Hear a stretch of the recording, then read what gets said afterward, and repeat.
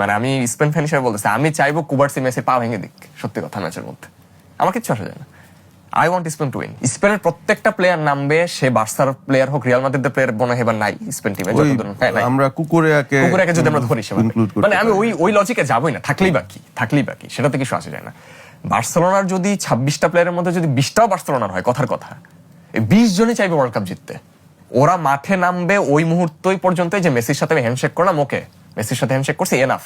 ওই পাউ কুবার্সি বলেন, আপনি ডানি অলমো বলেন, আপনি রড্রি বলেন, প্রত্যেকেই মেসিকে ট্যাকল করবে এবং টাফ ট্যাকল করবে। আমি তো বলতেছি, মানে আমি স্পেন ফ্যান হিসেবে বলতেছি, আমি চাইবো কুবার্সি মেসি পা ভেঙে দিক, সত্যি কথা ম্যাচের মধ্যে আমার কিচ্ছু আসে যায় না। I want Spain to win. আমি এখানে ইন্ডিভিজুয়াল একটা প্লেয়ার, আমি মেসির ফ্যান, আমি এটা মানতে আমার কোনো সমস্যা নেই, কিন্তু মেসি একটা ইন্ডিভিজুয়াল প্লেয়ার, আমি তো আর্জেন্টিনা ফ্যান না। আমি অ্যাবসলুটলি 110% চাই স্পেন ওই দিন জিতুক এবং ওয়ার্ল্ড কাপ জিতুক, এবং আমি জার্সিতে টুইস্টার লাগাইতে চাই।